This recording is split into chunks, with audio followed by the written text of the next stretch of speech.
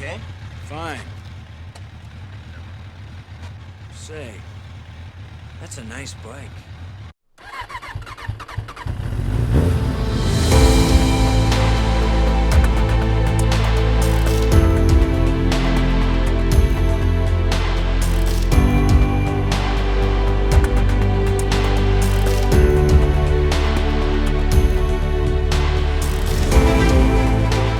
Welcome back to the Tenere 700 review that we started in the last video.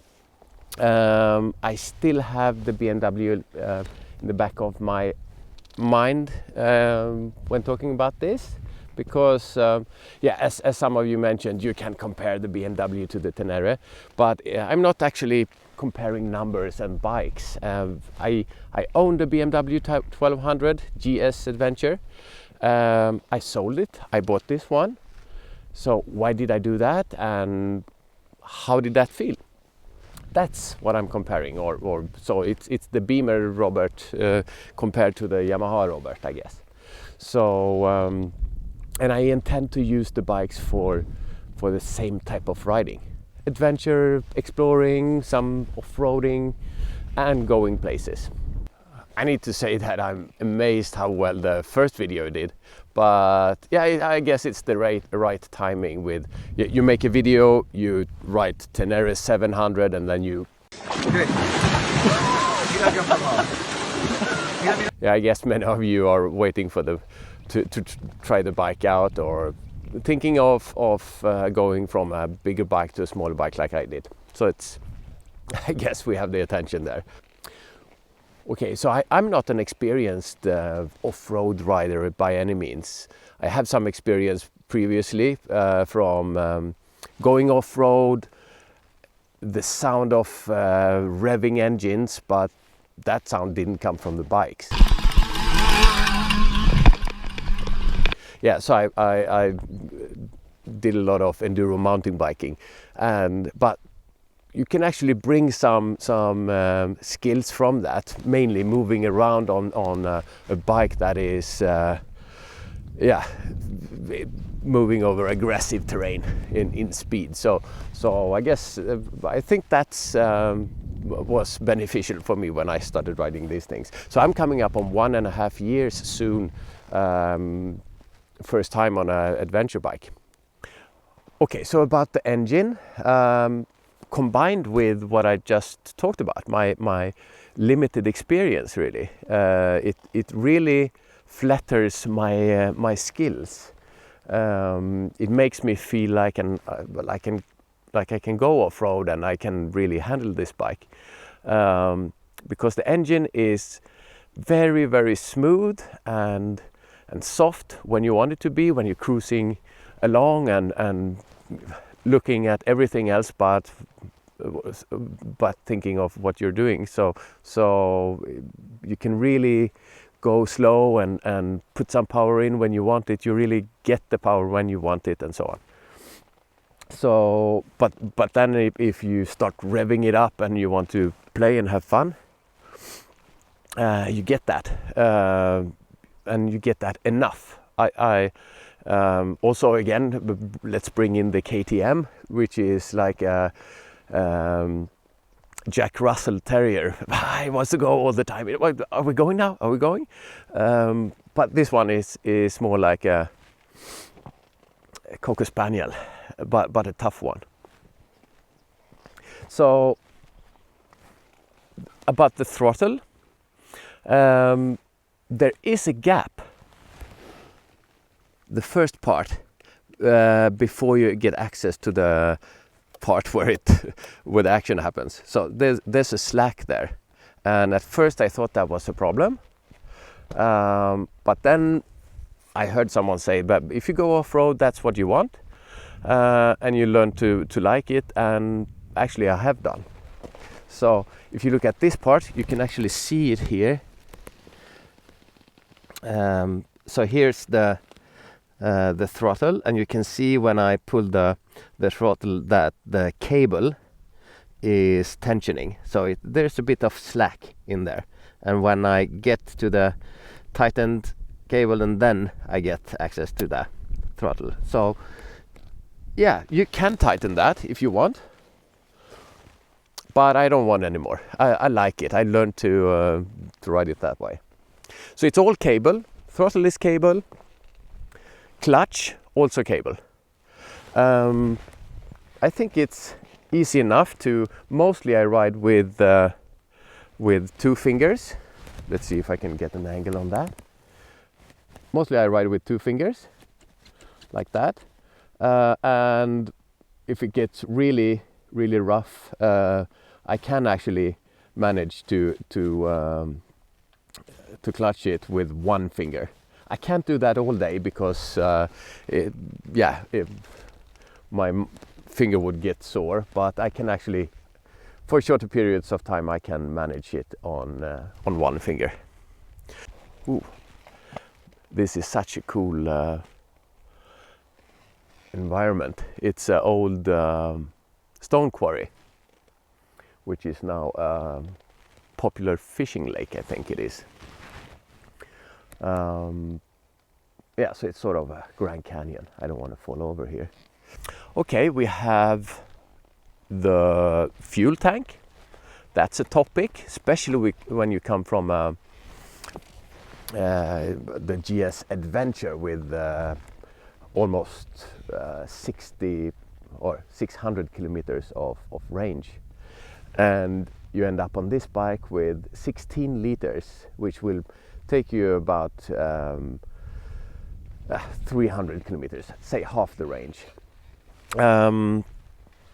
So far, I didn't think twice about it when I was riding, really.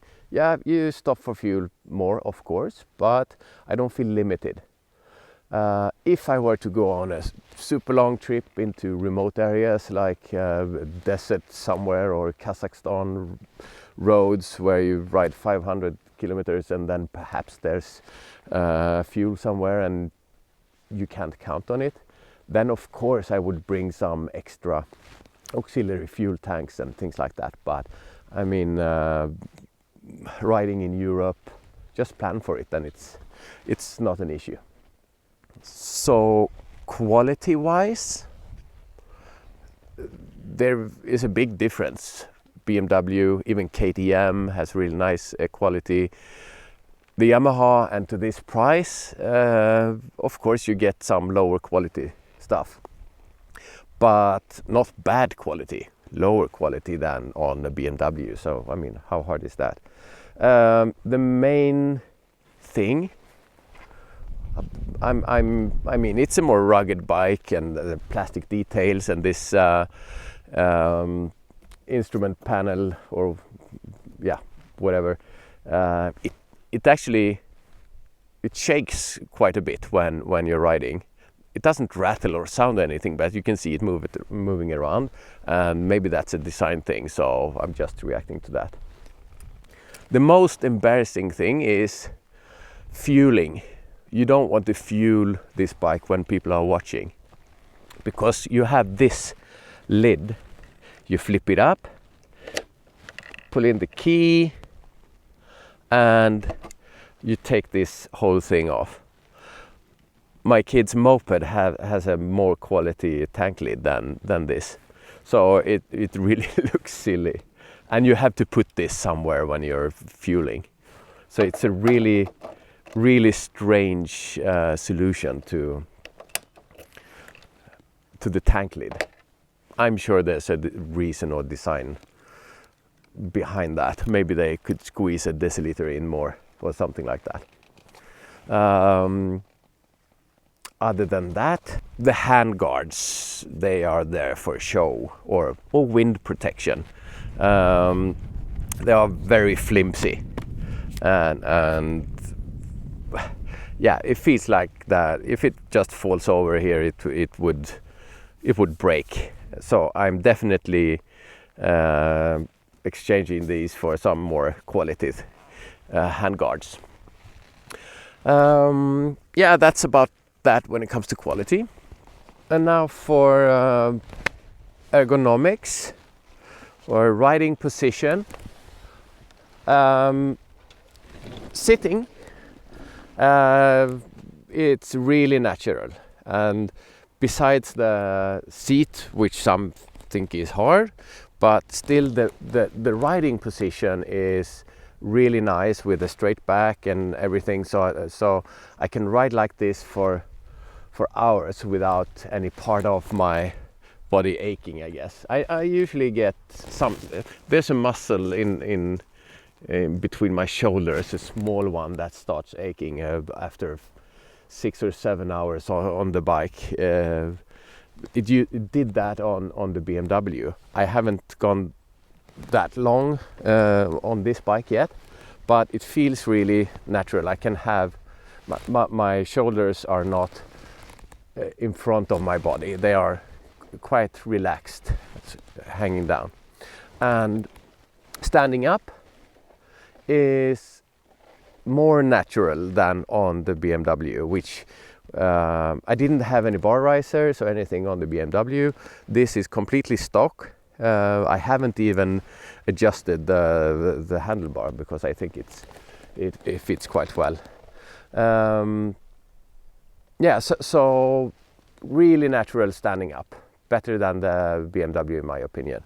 One thing that I noticed when I started going off-road on this bike is that, or at least any situation where I stand up, compared to the BMW, which is a much heavier bike.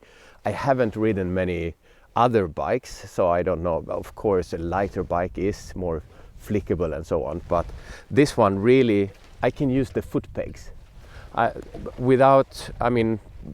It really happens a lot when I use the foot pegs. So I use them more when I'm riding, and I feel I have more control over what's happening. So ergonomics, great.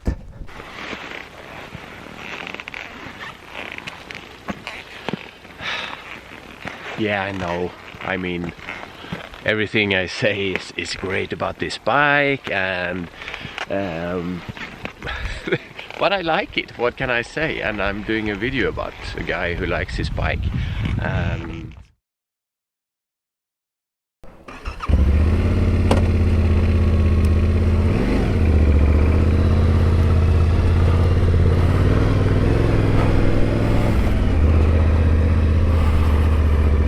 So let's just get the feel for this place first.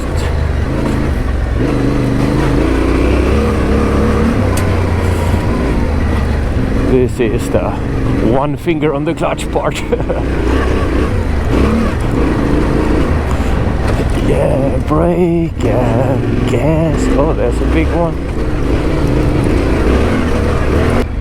Steep, and of course we have the GoPro, which shows nothing of how steep things are.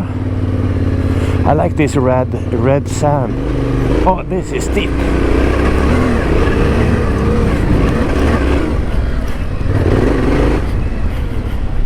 Ooh. Here we are on such a cool place. I'm on Mars. Huh? Okay, first I have to show you this place. It's freaking awesome. So this is a cool hill that we can go up. So let's go up here.